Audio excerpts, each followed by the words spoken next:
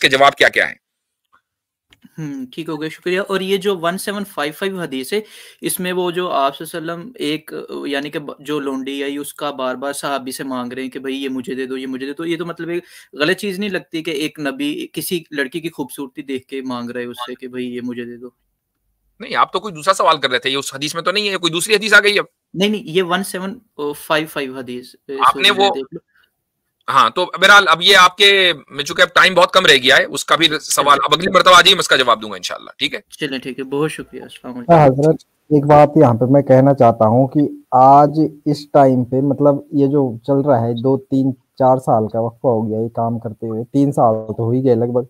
अगर इस टाइम भी आके आप गालिब कमाल जैसे लोगों के बातों को हाँ यहाँ पे डिस्कस कर रहे हैं, तो मतलब ये शायद हमारे क्या सोचे हम इसको, हमारी कमी है या आप लोगों में कमी है? हाँ, नहीं ये एक अहम पॉइंट है, यानी आप रेफरेंस उसका दें कि जिसके ऊपर जिस पर जरा सा भी 0.1% तो एतमाद किया जा सकता हो, जो नहीं किस्बे फिर तो वो मुजस्सम फ्लॉप हो हो। चुका। हाँ, जो किस्बे मुजस्सम बिल्कुल। हो, तो उससे उसका क्या रेफरेंस देना। अच्छा, अभी हमारे मुफ्ती साथ साहब उनको कोई देखने वाले तक नहीं है, मतलब बिल्कुल फ्लॉप पे चल रहा है, तो उनका नाम राइट लेकर के राइट हम मजीद उनको वो नहीं देंगे। और जी। इनको देख के ऐसा लगता है फिर जब ये लाते हैं तो सोचते हैं यार हम लोगों ने जो मेहनत की है क्या वो हमारे लोगों पे कोई असर नहीं कर गई क्या, जो अभी तक वहीं नहीं पे बहरहाल अटके। ये मेहनत तो हम अल्लाह ताला के लिए करते हैं जी और इंशाल्लाह उसी से हमें अजर की उम्मीद है। जी भाई, वब्बासी इधर गए, वब्बासी। जी अस्सलाम वालेकुम मुफ्ती वालेकुम साहब। सलाम। मुफ्ती साहब मैं मेरा नाम वाजिद है। मुझे आपसे कुछ सवाल पूछना है। जी दरअसल एक टाइम ऐसा गुजरा था मेरे पे कि मुझे ना इस्लाम के ऊपर, अल्लाह ताला के ऊपर साथ पे सवाल तो आते हैं बंदे के, लेकिन अल्लाह जी ताला का शुक्र है 10-11 साल पहले मैंने नबी सल्लल्लाहु अलैहि वसल्लम की सीरतुन नबी पढ़ी थी, ओके। तो उसकी वजह से काफ़ी जो था अफाका रहा। हम्म। तो अभी जो मेरे और लेकिन उस टाइम से ही काफ़ी ज़हन में सवाल आते थे, तो मुझे जो आपसे सवाल पूछना था वो ये था कि देखें एक इंसान है ना, अल्लाह ताला ने इंसान को पैदा किया, उसको ज़िंदगी दी है, ठीक है? तो और हर इंसान दीन फितरत पे पैदा होता है, जिस तरह के मैं आपकी काफ़ी टॉक सुन चुका हूँ कि वो एक अल्लाह ताला की गवाही देता है। अब उसका जर्नी शुरू होता है, वो चाहे अगर मुसलमान घर, जिस तरह नबी सल्लल्लाहु अलैहि वसल्लम का हदीस का मफ़हूम एक ऐसा है कि हर बच्चा जो है वो दीन फितरत पे पैदा होता है, उसके बाद उसको उसके माँ-बाप ईसाई, काफ़िर या मुसलमान बनाते हैं।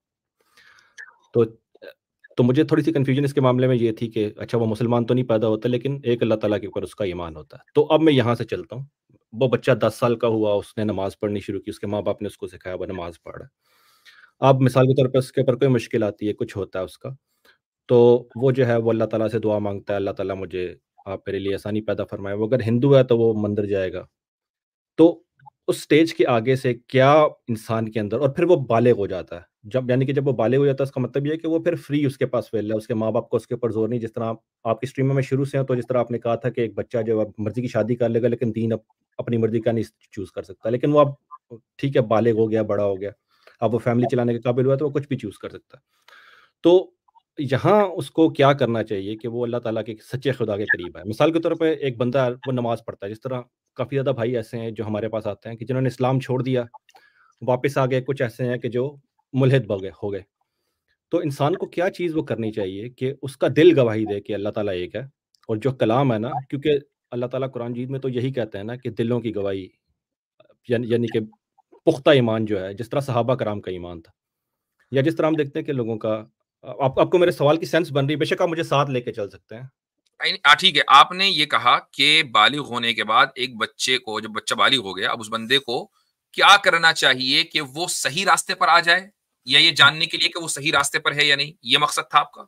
जी, यही मकसद था। जिस तरह मैं एक और मुफ्ती साहब हैं पाकिस्तान के, मैं उनकी टॉक्स को सुनता हूँ। उन्होंने कहा कि यार कभी तुम लोगों ने ये सोचा है, क्योंकि हम पाकिस्तान में, मैं वैसे यूके में रहता हूँ, लेकिन मैं पाकिस्तान से हूँ।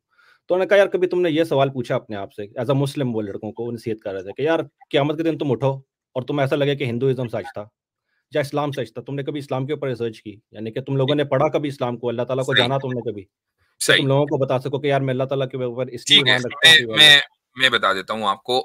इस मसले को इमाम अबू मंसूर अल मातुरीदी ने किताबुत तौहीद में एड्रेस किया है। बाब का उन्वान है बाबू मारिफतिर रब। मैं एक मिनट उसमें लिख भी रहा हूँ उन्होंने, साथ, जी मैं लिख भी रहा हूँ साथ, सॉरी।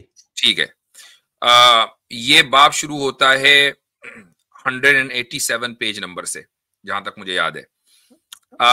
इसमें उन्होंने जो दलील दी है फितरत की, वो ये दी है कि हर इंसान खुदा की वहदानियत और रब की रुबूबियत के साथ पैदा हुआ है और इस अकीदे के साथ वो आगे बढ़ता है। फिर इस दुनिया के अंदर खुदा के इस इंट्रोडक्शन में जो इजाफा लोगों ने किया, उसकी वजह से गुमराही फैली।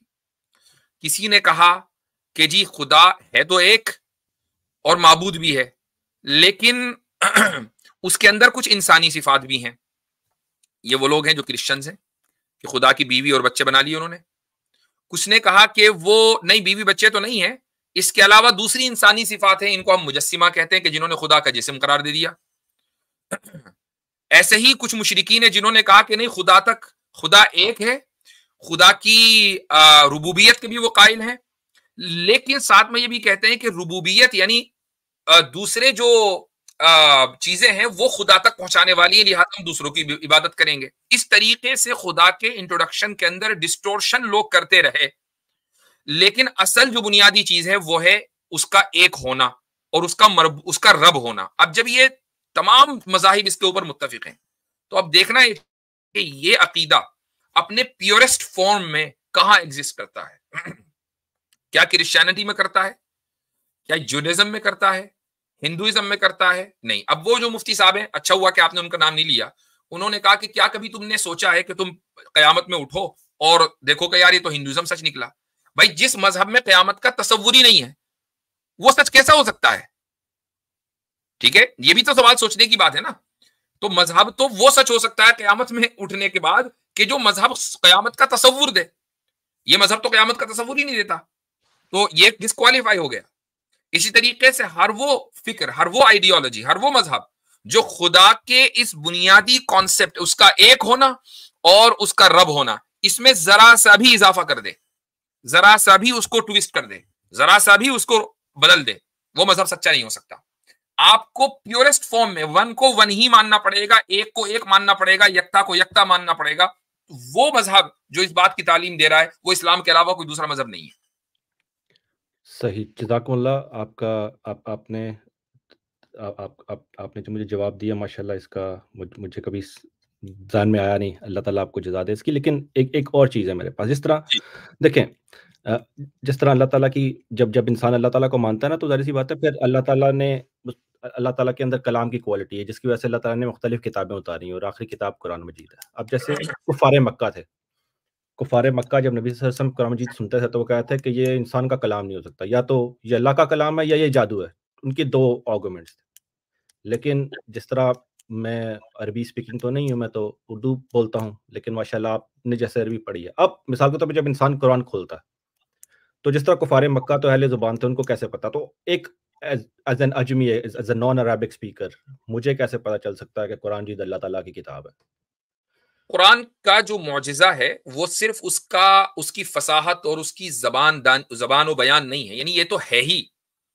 उसके अलावा और भी कुरान करीम में मौजिज़ात हैं। मसलन कुरान करीम का प्रिडिक्शंस, कुरान में जो प्रिडिक्शंस हैं वो कुरान करीम के बहुत सारे मौजिज़ात में से एक मौजिज़ा है। मैं आपको 2-3 बता देता हूँ। मसलन सूरह फतह की शुरुआत ही है, इन्ना फतहना लका फतहम मुबीना, कि हमने आपको फतेह मुबीन अता कर दी। और कौन सी फतेह मुबीन भाई? फतेह मक्का की। और आयत कब नाजिल हो रही है? फतेह मक्का से 2-2.5 साल पहले। और इस एश्योरेंस के साथ कहा जा रहा है गोया कि बस हो गया, इट्स बीन सेट। अब जो इस आयत को सुन रहे थे उन्हें यकीन नहीं आ रहा था अपने कानों पर कि यार ये क्या हो रहा है, यहां तो हम दब के सुलह कर रहे हैं और अल्लाह कह रहा फतह कर दी अता। तो ये प्रिडिक्शन था कि ये चीज सेट है, और वो रसूल अकरम सल्लल्लाहु अलैहि वसल्लम की जिंदगी में 2 साल के बाद ही सामने आ गई। तमाम मुसलमानों ने उसको देख लिया कि फतह किसको कहते हैं, फतह मुबीन किसको कहते हैं। फतह मुबीन वैसी फतह नहीं, बल्कि फतह मुबीन के जिसमें मुशरिकीन ने अपनी डिफीट को तस्लीम कर लिया हो, ये फतह मुबीन है।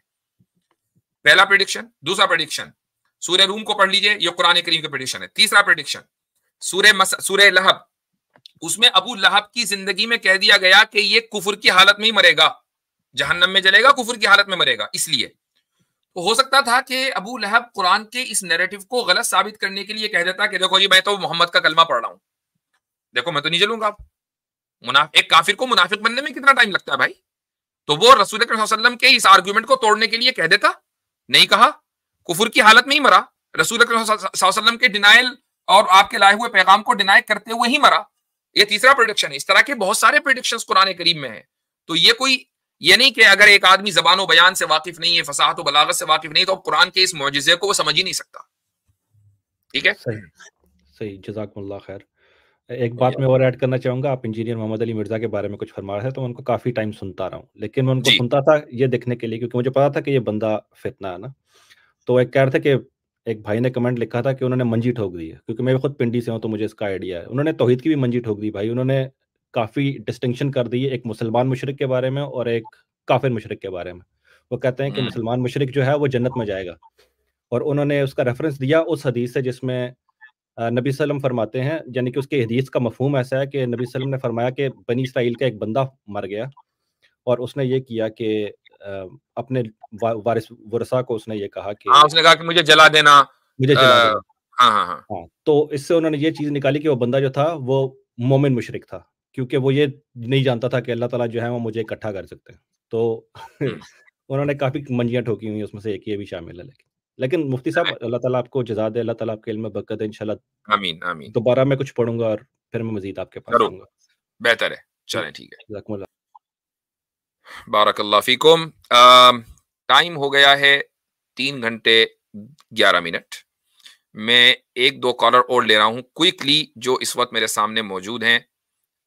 हमें जी मोहम्मद, क्या भाई जुबैर होना चाहिए आपका नाम, ये जुबैर है जी। मजीद कोई साहब नाम है? वालेकुम अस्सलाम जी भाई, कैसे हो मुफ्ती साहब आप? अल्हम्दुलिल्लाह जी, जल्दी फरमाएं। बस मैं तो सिर्फ आपसे बात करने के लिए आया था, ऐसे ही। वैसे तो मेरा कोई सवाल नहीं। ठीक, मैं मुजफ्फरनगर से हूँ। ठीक बहुत है। दिनों से ट्राई किया, आज बहुत दिनों के बाद नंबर आया। हमारे पड़ोस में से हैं, जी माशाल्लाह। जी, दुआ बिल्कुल करते रहिएगा, खाला पार की तारी भी खाते रहिएगा, ठीक है। जी, इंशाल्लाह। चले ठीक है, ओके। जज़ाकुमुल्लाह, अस्सलाम वालेकुम। अच्छा जी, हम्माद साहब। जी, अस्सलाम वालेकुम मुफ्ती साहब। वालेकुम अस्सलाम। साहब एक सवाल था कि जैसे अल्लाह ताला जो है लाज़मान और लामकान है। इसका मतलब जो है इस ज़माने और मकान में नहीं आ सकते अल्लाह ताला। तो नहीं, हो सकता है आपने इसका जवाब दिया हो, लेकिन मैंने सर्च किया तो मिला नहीं मुझे। नहीं, तो ये जो इसलिए हम ये अल्फाज को सही कर लें। जब ये कहा जाता है ना, चूंकि लाज़मान और लामकान है, चुनाचे वो इस ज़माने और मकान में नहीं आ सकता। ये जो ना आ सकना, ये सवाल गलत, ये है फैलेसी। मैं एक आपको दूसरे अंदाज से यही सवाल पूछता हूं, क्या खुदा मर सकता है? नहीं। तो अब ये कहेंगे यार ये कैसा खुदा है जो मरने पर कादिर नहीं है?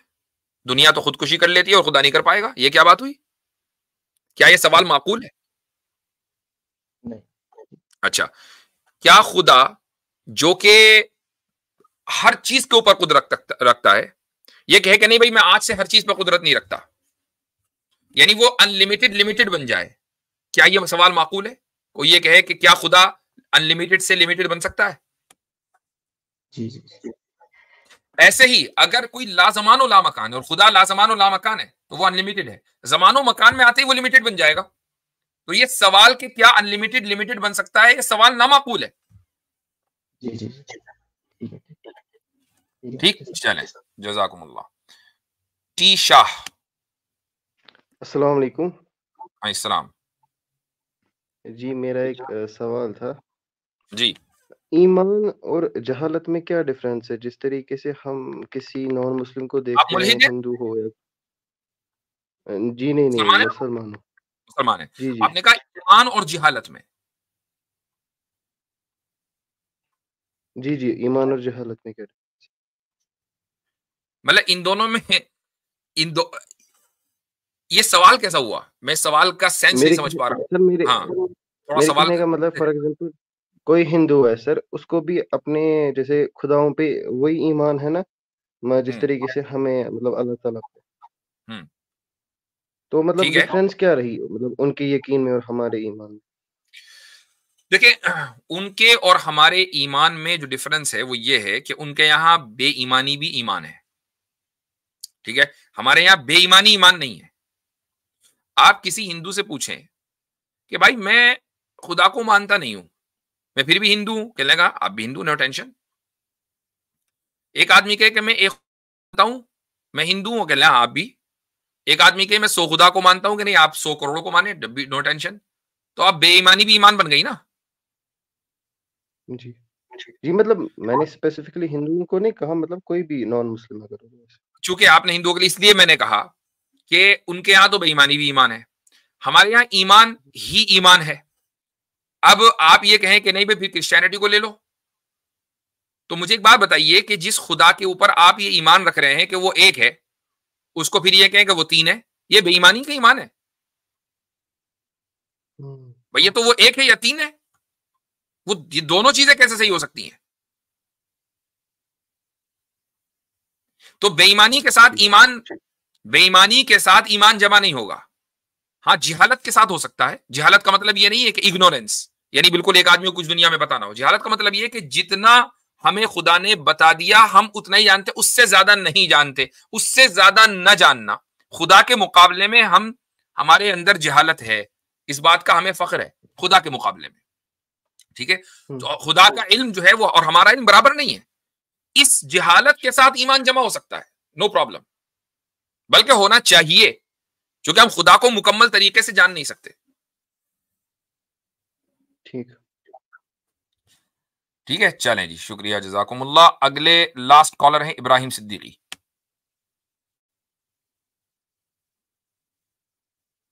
जी भाई इब्राहिम सिद्दीकी साहब म्यूट पर हैं। अस्सलाम वालेकुम। अस्सलाम। जी, मेरी आवाज आ रही है? आवाज बहुत गड़बड़ है भाई। जी, मेरा एक सवाल था। आवाज ही समझ में नहीं आ रही है। ओहो, ये तो गड़बड़ है। आपको अपना माइक वाइक ठीक करना पड़ेगा, तब जाकर हम आपको ले पाएंगे। अगले कॉलर हैं शाहरुख मोहम्मद। जी भाई। अस्सलाम वालेकुम यासिर। वालेकुम सलाम। बहुत बहुत शुक्रिया मुझे चांस देने के लिए। एक्चुअली मेरे तो कई सवाल है, शायद आपके पास टाइम नहीं होगा। जी हाँ, बस एक कर लीजिए, आप लास्ट कॉलर। जी, तो मैं ये जानना चाह रहा था कि मैंने तो ऑब्वियसली जिस किस्म का नॉलेज आपका कुरान पे है हम लोग अभी उस तरह से गैदर नहीं कर पाए, तो कुरान में ये चीज़ क्या मेंशन है कि हर इंसान का मौत का वक्त तय है? जी हाँ। तो अगर इसको लेके मैं अगर सेंस बनाऊं, तो अगर मेरा मौत का वक्त अगर तय है और मैं बाइक पे राइड कर रहा हूं और मैंने अपनी गलती से बाइक को कहीं जाके बैंग कर दिया, सर पे चोट आया और मेरी मौत हो गई, तो वो तो मेरी गलती से हुआ। वक्त तो वही था ना। नहीं लेकिन अगर किसी ने तय करके रखा है, वो तो फिर मैनिपुलेट करेगा इन चीजों को। नहीं, आपको ये कि कैसे पता कि उसने कुछ और तय कर रखा था, ये नहीं कर रखा था। नहीं, उसने तो मेरे ब्रेन को कंट्रोल किया है ना, उसके पास पावर है ब्रेन को कंट्रोल करने के लिए। सही है, वो तो मैनिपुलेटर है। अच्छा एक बात बताएं कि आपने किसी जगह अपनी मोटरसाइकिल को बैंग कर दिया, तो क्या अब आपकी मौत जरूरी है या बच भी सकते हैं? बचने का भी पॉसिबिलिटी है, श्योर है। लेकिन नहीं बचे, क्यों नहीं बचे? मौत का वक्त तय था, इसलिए नहीं बचे। अच्छा, आपका जहन मैनिपुलेट नहीं हुआ, किसी और ने बैंग कर दिया? आप तो बिल्कुल केयरफुली ड्राइव कर रहे थे, किसी और ने कर दिया। किसी और ने कर दिया, ठीक है, वो भी पॉसिबल है। वक्त है, ठीक। कितने ही लोग बहुत ही ब्रूटल एक्सीडेंट्स में आए लेकिन जिंदा निकल आए। बिल्कुल। क्यों? इसलिए कि वक्त नहीं आया था। तो वक्त आने ना आने का मतलब इससे क्या फर्क पड़ता है कि एक इंसान की गलती है या नहीं? असल बात यह है कि जो वक्त जिस पर भी आप मर रहे हैं वो वक्त तय है। हाँ, इस दुनिया में जो मौत है वो हमारे जाहिरी असबाब से कनेक्टेड है। वो जाहिरी असबाब कुछ भी हो सकते हैं, सेहत में खराबी हो सकती है, एक इंसान की बीमारी हो सकती है, एक्सीडेंट हो सकता है, व्हाटएवर, ये सारे जाहिरी असबाब हैं। अल्लाह ताला ने मौत को उनसे कनेक्ट किया हुआ है। अब अगर अल्लाह ने ये तय कर दिया उसके इल्म में कि एक इंसान की मौत एक्सीडेंट से होगी, तो एक्सीडेंट से ही होगी, उसके अलावा किसी दूसरे तरीके से हो नहीं सकती। हाँ, कॉज तो ऑब्वियसली रहेगा, उसका तो कॉज तो कॉज है। आपका बैंग कर देना, खुदकुशी कर देना, ये सारे कॉजेज हैं। लेकिन मौत उसी वक्त आनी है जिस वक्त मैं मसलन एक आदमी कहेगा भाई एक आदमी ने खुदकुशी कर ली, तो उसने तो अपनी मौत को जल्दी बुला लिया ना। सवाल ये है कि जो भी आदमी खुदकुशी करता है क्या मर जाता है? बहुत से लोग उनकी खुदकुशी के अटेम्प्ट भी फेल हो जाते हैं, कई अटेम्प्ट करते हैं भी फेल हो जाते हैं। नहीं, अगर तो फिर इसमें फिर ये बात हो रही ना, अगर मैं अपनी बाइक को ठीक से चला रहा हूँ, किसी दूसरे ने मार दिया मुझे, तो वो भी तो मैनिपुलेट किया गया ना, फिर तो उसको भी किसी ने मैनिपुलेट किया। तो हम कब कह रहे हैं कि खुदा मैनिपुलेट नहीं करता? हाँ, मेरा बोलने का ये मतलब है कि मुझे इसमें सेंस नहीं बनता। मुझे ऐसा लगता है कि हाँ, इसमें ये सेंस बनता है कि मेरी गलती से ये नेचुरली एक नेचुरल डेथ होता है, और एक जो अननेचुरल जो डेथ होता है वो इंसान की गलती से होता है। उसमें मेरे को नहीं लगता ऐसा सेंस कुछ बन रहा है। एक बात बताएं कि आपने नेचुरल और अननेचुरल को डिफाइन इसलिए कर दिया, फर्क कर दिया, क्योंकि एक में मौत अचानक आ गई, दूसरे में अचानक नहीं आई। नहीं, एक आदमी को हार्ट अटैक हुआ, नेचुरल डेथ है कि अननेचुरल? नेचुरल है। तो वो भी तो अचानक मरा। हाँ, लेकिन वो तो उसके लिए तो उसके बॉडी के अंदर उसने उस तरह से सोचा नहीं, देखभाल नहीं किया उसने। हो सकता है उसका डाइट उस तरह से नहीं था। वो ऐसे ही आपने देखभाल करके गाड़ी नहीं चलाई, उस तरह से आपने रूल को फॉलो नहीं किया और गाड़ी भेड़ दी। नहीं, मैं तो ठीक चला रहा था, किसी दूसरे ने मुझे मार दिया। किसी दूसरे ने आपको मार दिया, वो भी तो मैनिपुलेट किया गया ना उस सिचुएशन को। किसी दूसरे ने आपको मार दिया, समझ में आ गया। तो अगर आपने मिसाल के तौर पर क्या आप ये समझते हैं कि इंसान जो है वो इतना ऑल पावरफुल है कि खुदा उसको मैनिपुलेट नहीं कर सकता? नहीं, मैंने तो स्टार्ट में ही कहा, तो मैनिपुलेटर किसी को भी मैनिपुलेट कर सकता है। ठीक, तो जब खुदा के इल्म में एक आदमी की मौत का वक्त तय है और ये तय है कि वो इस तरीके से आएगा, चाहे वो खुद उसकी गलती से आए कि किसी दूसरे की गलती से आए, तो उसी वक्त आना है। अब इसी को हम कहते हैं तदबीर। ये जो मैनिपुलेशन का लफ्ज आप इस्तेमाल कर रहे हैं ना, हम इसको कहते हैं तदबीर। ये तो हमारे ईमान का हिस्सा है कि खुदा मुदब्बिर है। उस तदबीर में ये भी है कि आपकी मौत किस वक्त आनी है और किस तरह आनी है। नहीं, जैसे कि मान लीजिए मेरा हेल्थ इश्यू है और मैं बीमार हो गया तो मैंने स्ट्रगल किया। अब मैं एक बात बताऊं आपको, एक सवाल आपसे करता हूं। जी। आपने अपनी डाइट के ऊपर तवज्जो नहीं दी, ठीक है, ये भी तो हो सकता था कि आप दे देते, क्यों नहीं दी? हाँ, हो सकता था, जरूर हो सकता था ना। तो अब आप ये कहें कि भाई इसलिए नहीं दी क्योंकि मेरे पास बड़े टेस्टी डिलीशियस फूड आते थे शुगर से भरे हुए, मैं वो दबा के पेलता था। तो आपको ये कहे कि भाई वो क्यों आते थे? कहीं ना कहीं आपको खुदा को मानना पड़ेगा ना कि खुदा ने उन खानों का आपके टेबल तक पहुंचने का रास्ता हमवार किया, वो पहुंचे आप तक और आपने खाया। तो अल्टीमेट सबब क्या है इंसान की मौत और हयात का? खुदा है, डायरेक्टली और इनडायरेक्टली। ठीक है, चलें जी, सही है। एक क्वेश्चन मेरा और था, अगर आप 5 मिनट देते तो अगली मर्तबा लेंगे इंशाअल्लाह। जज़ाकुमुल्लाह खैरन।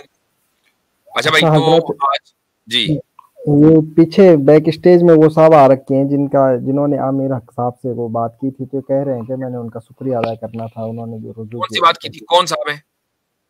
हाफिज मोहम्मद नाम से। हाफिज मोहम्मद साहब, जी भाई, हाफिज मोहम्मद माज जी। अस्सलाम वालेकुम रहमतुल्लाहि व बरकातहू। वालेकुम सलाम तुल्लाह। जी रहमत, आप जा रहे हैं, देर हो रही है आपके लिए, माजरत चाहता हूँ। सबसे पहले तो आमिर हक भाई मौजूद नहीं है, गायबाना उनके माथे का मैं बोसा लेता हूँ और बहुत शुक्रिया अदा करता हूँ। अल्लाह ताला आप सबको जज़ाए खैर अता फरमाए। और आमिर भाई ने जो रुजू किया है, बहुत बहुत बहुत खुशी हुई, अल्लाह ताला कबूल फरमाए। और एक सवाल अगर आप जी आप कुछ फरमाएं। जी हाँ, मैं आपका ईमेल मेरे पास आया था और उस ईमेल से जो मुझे शिकायत है वो ये है कि आपने ये लिखा था कि रुजू कर लें और उसका लिंक मुझे भेजें, और अगर रुजू नहीं करते तो मैं सोचूंगा, होल्ड ऑन, अगर रुजू नहीं करते तो मैं ये सोचूंगा कि आप सब लोग मुनाफिकत पे उतरे हुए हैं। नऊज़ बिल्लाहि मिन ज़ालिक, मैंने आपको ईमेल किया ही नहीं। तो फिर वो कोई दूसरे बंदे होंगे, ठीक है। अगर आपने नहीं किया तो बहुत अच्छी बात है, बात वाज़ेह हो गई है। तो जिसने भी किया, चूंकि एक और आदमी था और उसने ये किया, हालांकि उसकी धमकी की वजह से ये रुजू नहीं हुआ।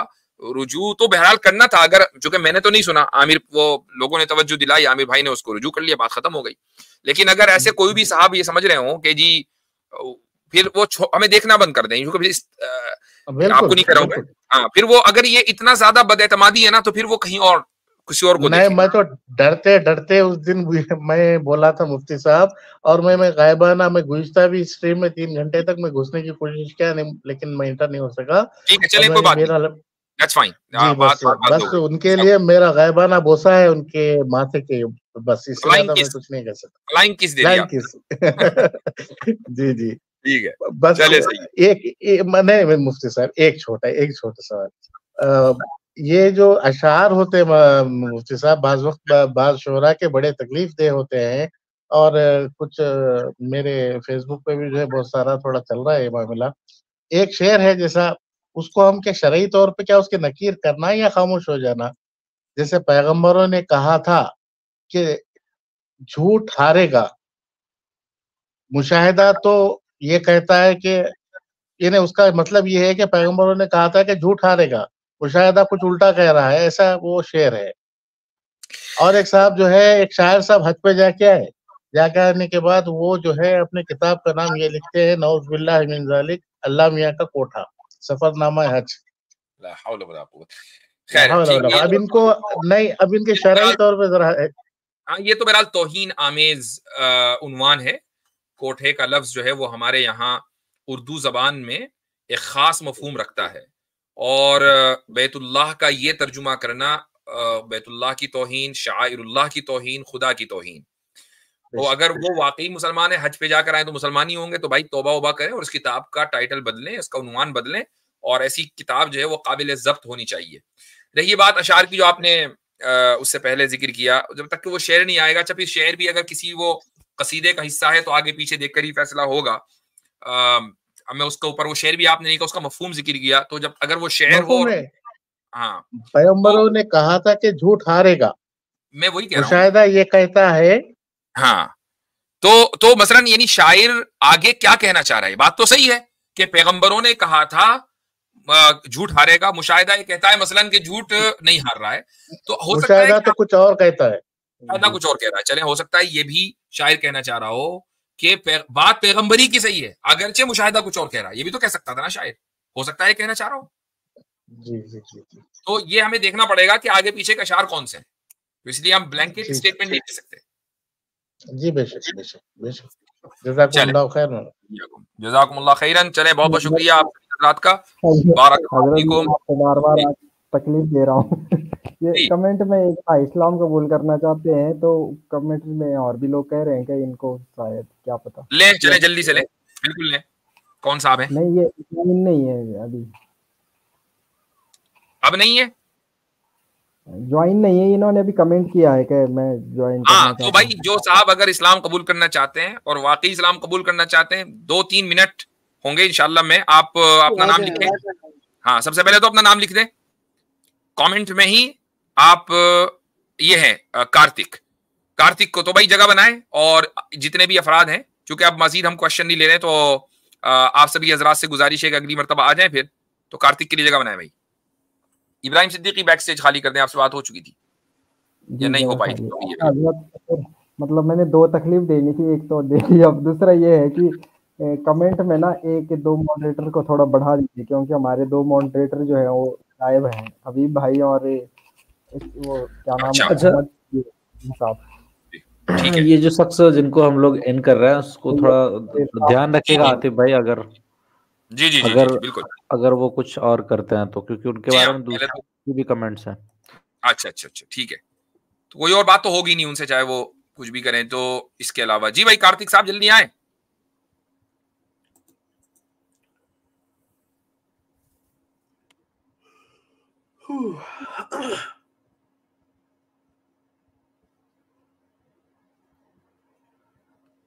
नहीं आए क्या? नहीं आए, वो लोग रुके तो आए ना, वो जबकि बात हो चुकी है, कोई फायदा नहीं आने का, बात ही नहीं करेंगे। लोग बड़े ये होते हैं, वो लोगों से ये है, गुजारिश है ना किया करें यार। आज की मजलिस खत्म, अब अगले हफ्ते इंशाल्लाह आप तशरीफ लाएं तो बात होगी। मुफ्ती, ये हम लोगों को नहीं आने देते कभी कभी, तो बाकियों की बात ही नहीं है। हाँ, ये तो भाई मोहब्बत है। हाँ, ये बात सही है। असल में ये भी एक कुछ इसको स्ट्रीम यार्ड को कुछ बैक स्टेज का रास्ता अलग से बनाना चाहिए। हाँ, मतलब एट द सेम टाइम एक जो है स्पेशल जो होता है गली, वो बनना चाहिए, स्पेशल कॉरिडोर। जी पीछे का केनेम से है, अगर आप ही कार्तिक हैं तो प्राइवेट चैट में मैसेज डाल दीजिए कार्तिक लिख के, तो आपको ऊपर ले लेंगे, अगर के नेम से है कोई। हाँ, अगर आप के नेम से है तो आप काइंडली मैसेज करें प्राइवेट में। वही है जी, वही है, ये कह रहे हैं कि मैं इस्लाम कबूल करना। अच्छा चले आ जाए। जी भाई। अस्सलाम वालेकुम। वालेकुम अस्सलाम। आपकी आवाज आ रही है मुफ्ती साहब, आपने सुना? मुफ्ती साहब के सारे डिवाइस से कनेक्ट किया, नेटवर्क को इशू हो गया, वीडियो रुक अच्छा गई। कार्तिक साहब रखें आप अपनी बात जल्दी से। इस्लाम कबूल करना है आपने? हाँ, अभी कुछ दिन पहले मैं कुरान पढ़ रहा था तो मुझे काफी अच्छा लगा। अच्छा अच्छा, क्या अच्छा लगा? आप पहले हिंदू थे? नहीं, मैं जो बाहर से आया था काम करके, तो मुझे काफी थकान हो रही थी, तो थकान जो है काफी कम हो गई थी मेरी। सूरह फातिहा पढ़ रहा था मैं। पर्सनल एक्सपीरियंस है।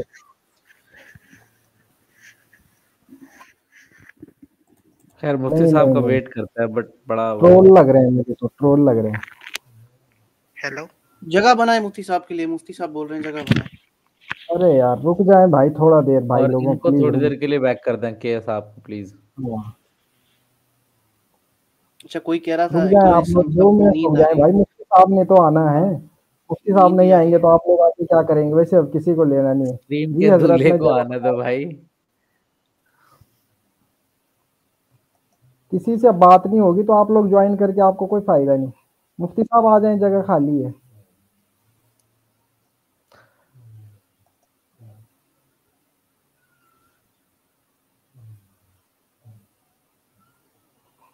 हजरत का शायद नेटवर्क इशू कुछ। अतर भाई कुछ बोलते रहे वरना लोग समझेंगे कि सारे लोग अटक गए। हाँ जी समझ। अच्छा ये होता है हर स्ट्रीम में एक मर्तबा, इसका भी होना है। जी जी भाई कार्तिक साहब। जी जी फरमाइए। क्या फरमाऊं? कैसे आना हुआ? लिंक से। बहुत अच्छा, जबरदस्त। क्या लिंक के अलावा भी आ सकते थे? लिंक के अलावा कैसे आता? वही तो एक ऑप्शन है आने का। सही। क्यों आना हुआ? मुझे इस्लाम कबूल करना है। इस्लाम कबूल करना है, ठीक है, उम्दा। अच्छा क्यों करना है? क्यों करना है? पहले मैं मुर्तद था, फिर मुझे किसी ने बोला कि सूरह फातिहा पढ़ो, तो मैं सूरह फातिहा पढ़ी तो मुझे काफी अच्छा लगा। पहले आप मुर्तद थे, यानी आप पहले मुसलमान थे, फिर मुर्तद हुए, अब इस्लाम में वापस आ रहे हैं? हाँ। अच्छा ओके। तो आपकी ज्यादा उम्र नहीं लगती, जस्ट पूछ रहा हूँ, क्या उम्र होगी आपकी? मेरी 19 साल है और मैं जो 10 साल की उम्र में ही मुर्तद हो गया था। 10 साल की उम्र में आप मुर्तद हो गए थे, तो अजीब बात है। कुछ अपनी स्टोरी बताएंगे, क्यों हुए थे? क्या है ना कि मुझे मदरसे की एजुकेशन ज्यादा अच्छी नहीं लगती थी और मम्मी मुझे मदरसे में डालना चाहती थी। मदरसे का वो बनाना चाहती थी, ईमान जो होते हैं। मेरी मम्मी जो है ना मौलवियों की इज्जत करती हैं, मगर मुझे मदरसे की एजुकेशन अच्छी नहीं थी, तो फिर मैं मदरसे गया था। तब से मुझे मदरसों से काफी नफरत थी और मेरा ये ड्रीम है मैं सारे मदरसे डिस्ट्रॉय कर दूं। अच्छा ठीक है, तो किस मदरसे में जाते थे आप? मैं ओखला में एक मदरसा था, उसका नाम याद नहीं आ रहा, बचपन की बात है, उसमें मैं 15 दिन रहा था कम से कम।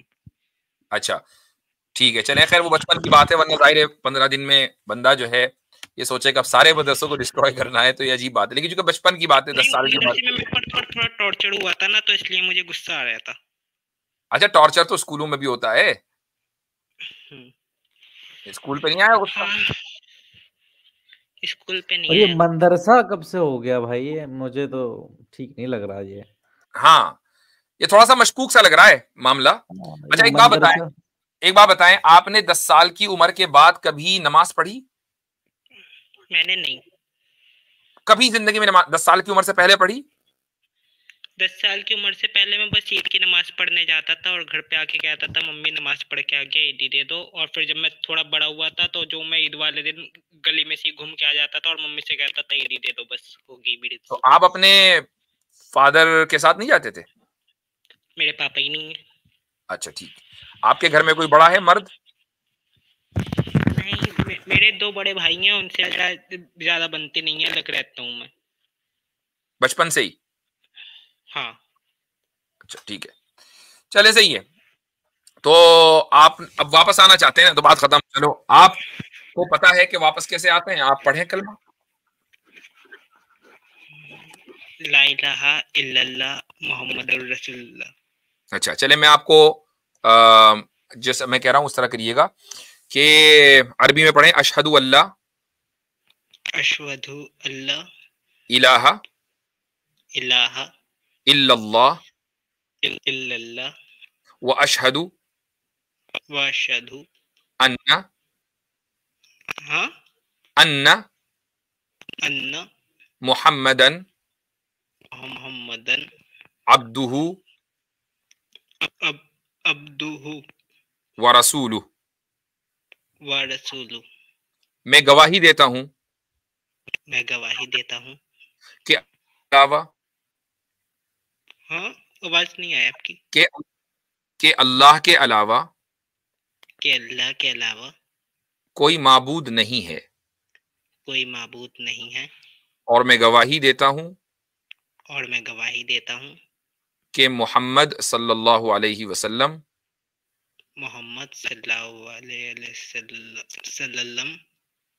सल्लल्लाहु अलैहि वसल्लम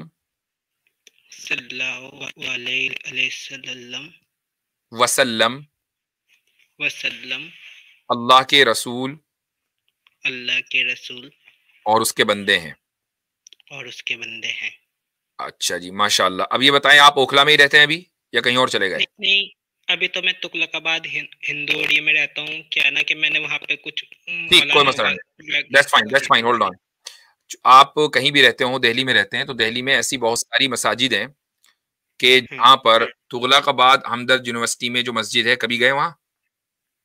नहीं, मैं अभी कुछ टाइम पहले शिफ्ट हुआ हूँ यहाँ पे। तो ठीक है, तुगलकाबाद में हमदर्द यूनिवर्सिटी देखी है? मैंने नहीं। बहुत बड़ी यूनिवर्सिटी है, वहां जाएं और वहां पर मस्जिद है, उस कॉम्प्लेक्स की मेन मस्जिद, उसमें इवनिंग में कुरान क्लासेस होती हैं। तो आपका सबसे पहला काम यह है, कलमा तो पढ़ लिया, बहुत अच्छी बात है, अब वहां जाएं और कुरान सीखें। उसकी वजह यह है कि एक मुसलमान को कम से कम सल्लल्लाहु अलैहि वसल्लम कहना आना चाहिए। तो वही मदरसे से ही अपनी जर्नी का आगाज में बोल लेता था, बट अभी प्रॉब्लम हो रही है, कोई बात नहीं, आप वहां जाएं और अपनी जर्नी का आगाज करें, कुरान पढ़ना सीखें। चूंकि आपने 10 साल की उम्र में मदरसे से आप निकल गए थे, तो हो सकता है कि आपका एक बैड एक्सपीरियंस हो, दैट्स ओके। कोई आदमी परफेक्ट नहीं होता, हर तरह के लोग होते हैं। तो आप वहां जाइए, चूंकि अब आप बड़े हैं, 19 साल के, तो कोई आज ये मत समझिएगा कोई कमची लेके दौड़ा देगा आपको। तो वहां पढ़ें, उनको बताएं कि मेरे साथ ये मामला हुआ है, मैंने अभी इस्लाम कबूल किया, मुझे कुरान सीखना है नाजरा। तो कुरान आप पढ़ना सीखें और इस तरीके से आप अपनी जर्नी का आगाज करें। तुगलकाबाद में जहां भी आप रहते होंगे, हमदर्द यूनिवर्सिटी ज्यादा दूर नहीं है, ठीक है? चले। अच्छा, और हाँ, मुझे एक बात कहनी है जी। मैंने 2 बड़े गुनाह किए हैं, उनकी माफी कैसे होगी? उनकी माफी अगर आपने सिद्क़े दिल से आज इस्लाम कबूल किया है तो हो गई है। मैंने शिर्क भी किया है। ठीक है, अल्लाह ताला या इस्लाम में आप दाखिल हो गए हैं तो पुराना अकाउंट बंद, नया अकाउंट खुल गया। अब पुराने अकाउंट में जो भी कुछ हो वो बंद। शर्त यह है कि इस्लाम में आप सच्ची नीयत से शामिल हो जाएं। तो मुझे लग रहा है, मुझे उम्मीद है कि आप सच्ची नीयत से इस्लाम में शामिल हुए हैं। अल्लाह ताला तमाम गुनाहों को माफ करवाए, ठीक है? हमारे गुनाह भी और आपके गुनाह भी। और अगर आप सिद्क़े दिल से इस्लाम कबूल कर रहे हैं, और मैं दोबारा कह रहा हूं कि मुझे लग रहा है कि आप कर रहे हैं, तो हमारे लिए भी दुआ कीजिएगा। एक बात और पूछनी थी जी। इस्लाम में घर में कुत्ते तो नहीं पाल सकते, मगर मैं घर के बाहर कुत्तों को खाना वगैरह तो खिला सकता हूँ ना? वो कोई टेंशन नहीं है, कोई मसला नहीं है। हाँ, क्योंकि मुझे कुत्ते काफी पसंद है। चलें, ठीक है, जज़ाकुमुल्लाह खैरन। उनको आप जानवरों के ऊपर रहम करें और उनके साथ उनको न मारें इस तरह। यानी एक हदीस में तो वाक़या है कि एक औरत जो है वो एक कुत्ते को पानी पिलाने की वजह से जन्नत में जाएगी, ठीक है? चलें। नहीं, मैं जानवरों को कभी। तो चलें जी, ठीक है, जज़ाकुमुल्लाह खैरन। बहुत बहुत शुक्रिया आप सभी हजरात का, इकनौज इस्लाम साहब, जर्नो हिंदी साहब, आतिफ रैयान साहब। इससे पहले कैसर भाई आए थे ये वादा करके कि दोबारा आएंगे, फिर पता नहीं क्या हुआ, कहीं अटक गए। तो आप सभी हजरात का बिरादर दावा भी आए थे, शुक्रिया, बारकल्लाह फीकुम। अगले हफ्ते फिर मुलाकात होती है। अस्सलामु अलैकुम व रहमतुल्लाहि व बरकातुहू।